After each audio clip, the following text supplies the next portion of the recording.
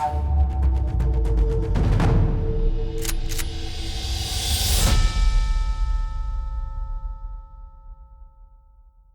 gang, welcome to Facts and Firearms. I'm Ayoob.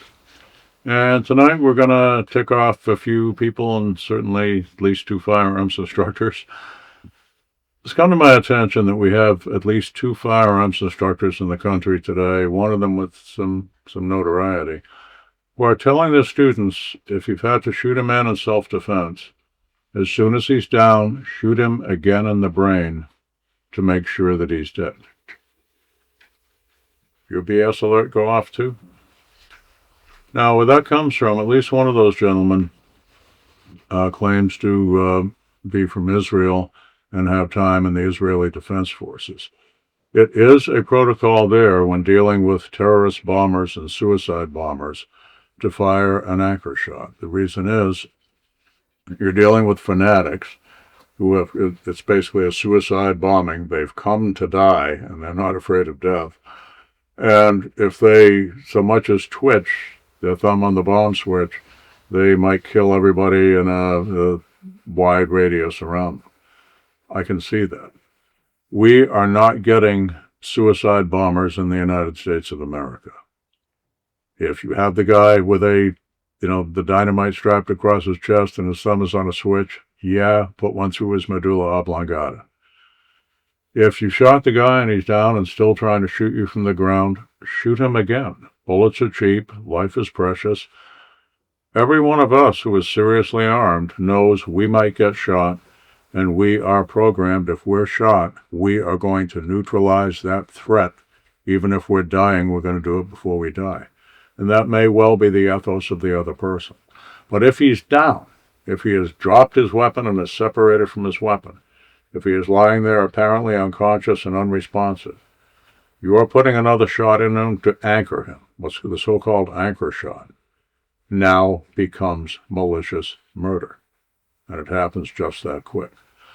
I've had readers and viewers tell me that, well, wait a minute, obviously that attitude's changing. Look at the Taqueria shooting a couple of years ago in Houston. Yeah, let's look at the Houston Taqueria shooting. January of 2023, I believe. The shooter in question is having dinner with his best friend's son. Bad guy walks in, waving a handgun, demands everyone give him their money. He's, pointing the gun at everybody in sight. People are doing that. And as he turns his back to our hero, as it were, our hero draws a compact 9mm and fires 4 shots. Bad guy pitches forward on his face on the ground. The armed citizen shoots him again 4 times, another volley, then walks over to him, sees that he's separated from a gun, and shoots him in the head with the last 9th shot.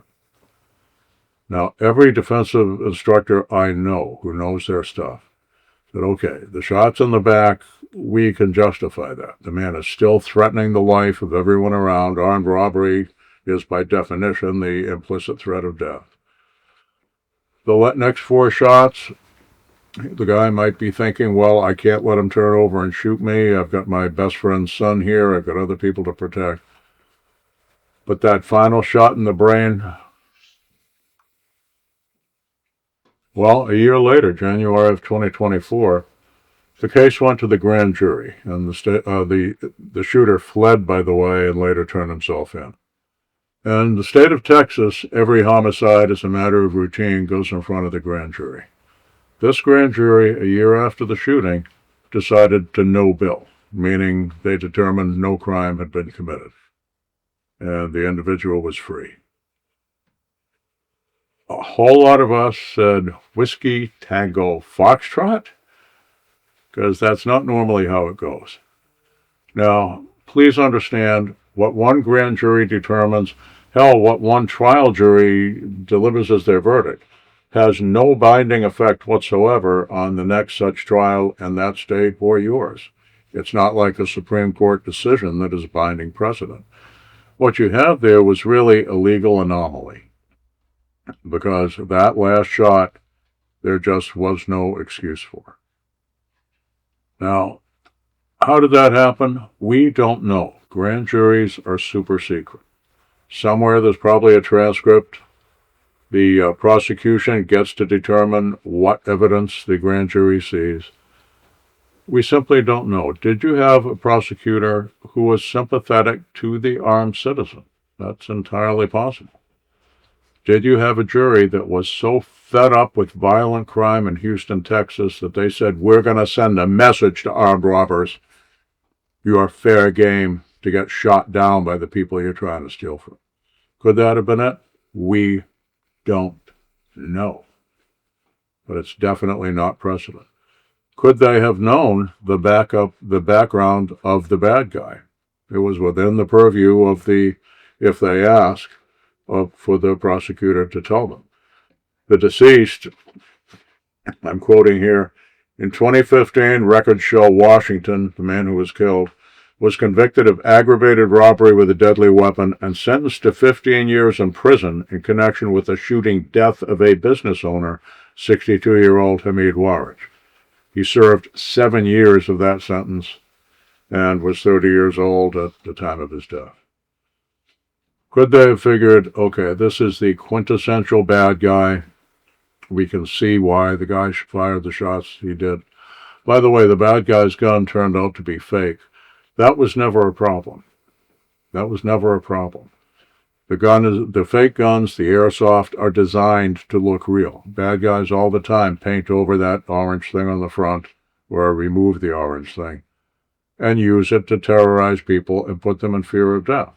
If I walk into a 7-Eleven tonight with my finger like this in my pocket, and I tell the clerk, give me your money, even though there was no gun, I will be charged with armed robbery because I put the other person in fear of their life if they did not comply with my act.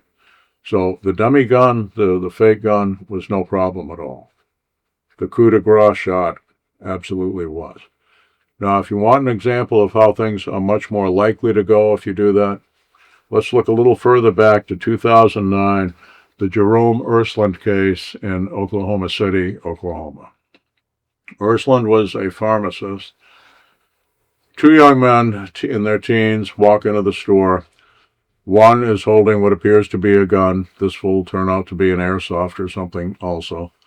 And the other is pulling something out of his waistband. Ersland turns, grabs a Taurus Judge 410. This is a 5-shot revolver that can fire either 410 shot shells or 45 Colt ammunition. In the 5 chambers, one is empty. God knows why, because that gun is perfectly safe with a live round under the hammer. 1 round of 410 buckshot, another 45 Colt round, and another 410 and another 45. Turns, fires 1 shot. Strikes one of the young men with one of the buckshot pellets in the head. He instantly falls down supine. The other young robber, the one with the gun, runs out the door. Ersland chases him.